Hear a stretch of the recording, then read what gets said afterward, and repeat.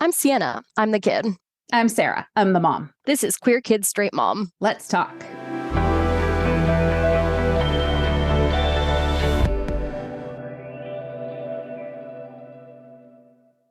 Welcome back to Queer Kids Straight Mom. Today, because it's October, on theme, we are talking about the Hotel Transylvania movies and how they relate to queerness. I have now, as of this weekend, watched all 4 Hotel Transylvania movies. It took me a minute to find the latest one because I kept trying to search for Hotel Transylvania 4, and that's not actually what it's called.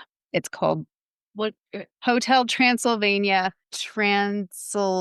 Wait. I think it's Transform. No, I think it's Transformania, but I was about to say Transylvania. Transformania. Anyway, I'm very curious to see what you have to say about this. Me?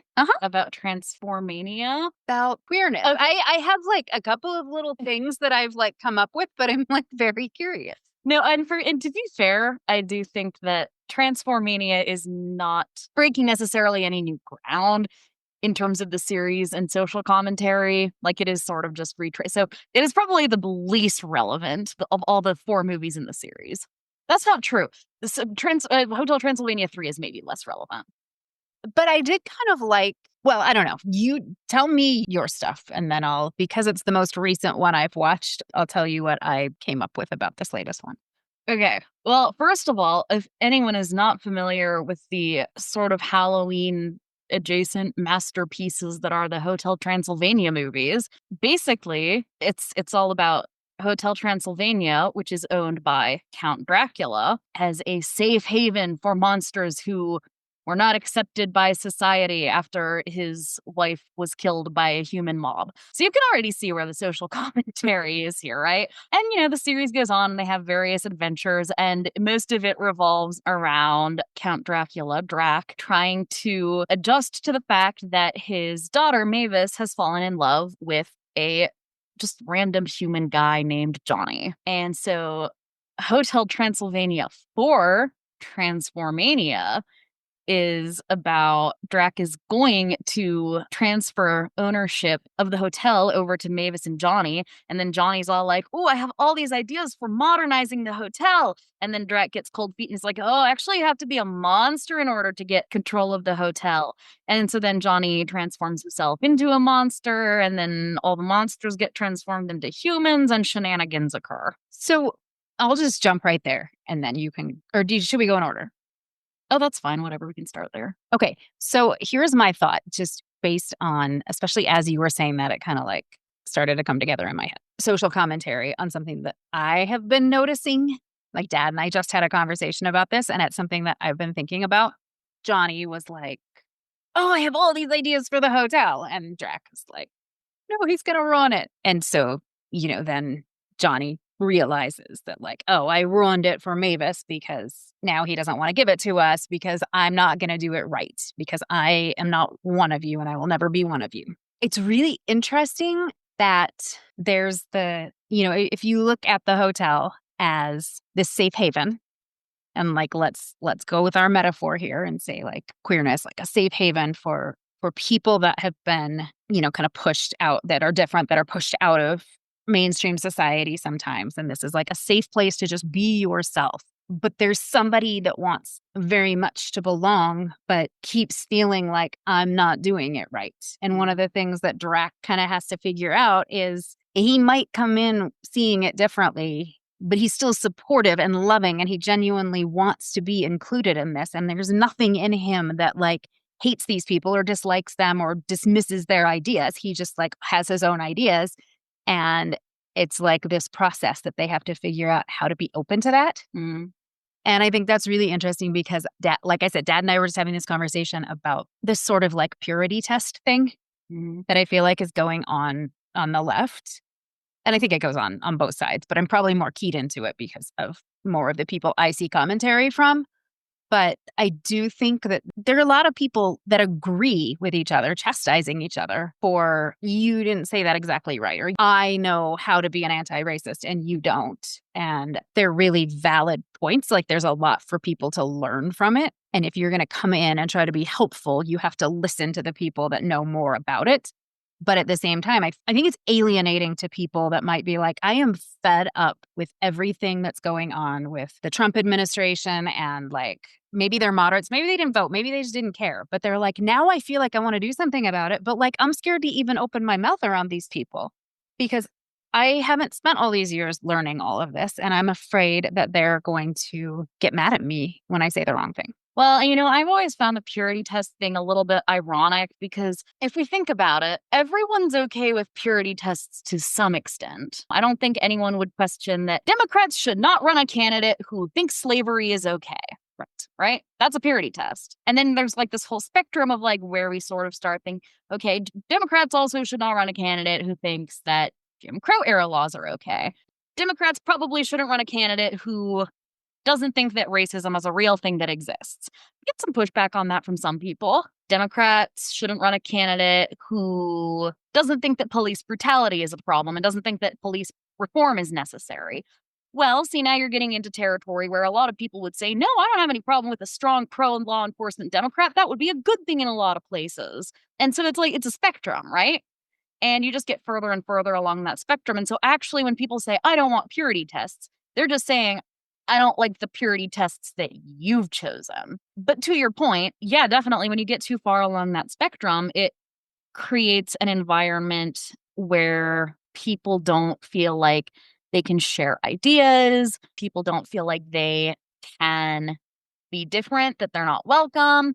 And ultimately, like, I don't think this is as big a problem as a lot of people make it sound. But at the same time, I do think that, it's something that is important to be mindful of when you're trying to organize a movement, that you're not just jumping at people's throats at the slightest mention, right? To put it into, I guess, queer terms, I've seen a couple of posts talking about, one time this like total redneck guy sort of accidentally wandered into a gay bar and he didn't like know respectful ways of referring to people necessarily, but he was open to learning and, he was willing to be like, oh, okay, that's how you want to be referred to. Got it. Okay. And that attitude of I might use language that people think is outdated and I might have a different approach to this. And I'm not like one of you necessarily is still a lot more valuable than maybe the flip side, which is, oh, I'm going to put rainbows all over my door. I'm going to be very supportive. But also, I don't think you should be talking about that kind of stuff around kids. And why would you make gender affirming care available to children? That's just going a bit too far.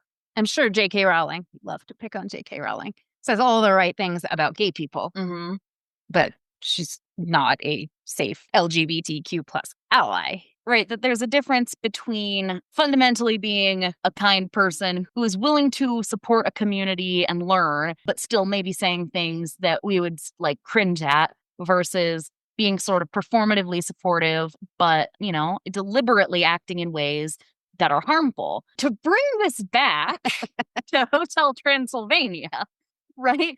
That's kind of what drag has to figure out is that, oh, like superficially, Johnny might be like a really chaotic and over the top and doing some things that wouldn't necessarily be my first choice for the hotel. But also, like, he loves me, he loves Mavis, he loves our community, and he is not going to deliberately do anything that harms us. Right. Especially when we talk about like different generations. And I think there is kind of a feeling with a lot of people that like, we have done the work.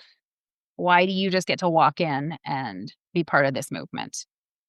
When if you're trying to make change, you want to be open to whoever wants to make change with you, right? Whoever's trying to make things better. So yeah, that was kind of my takeaway, that Johnny felt like he had to become a monster to be able to get to actually be part of the family. I think social media actually has a lot to do with it.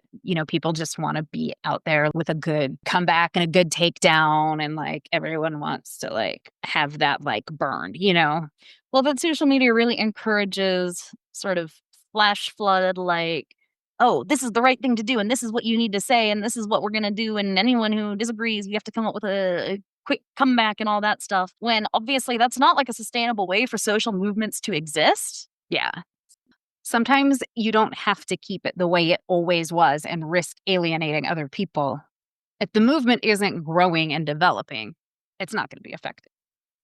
Well, and it also demonstrates, like, asking people to make themselves into something that they're not is never effective, right? Mm-hmm. Because for context, what ends up happening is that Johnny turns himself into a monster, and then he like becomes more and more monstrous and like turning into a rampage Godzilla monster.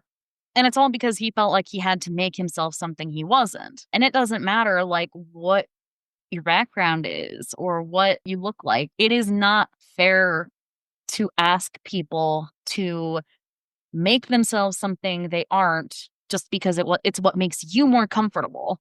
Mm-hmm. So that's my Transformania take. Is there anything specific from the earlier movies other than just like it existing as a safe space? Are there any other side stories that caught your attention? Well, I mean, I think the entire really arc of the movies is just, again, this idea of like learning to accept someone who isn't what you expected that they would be.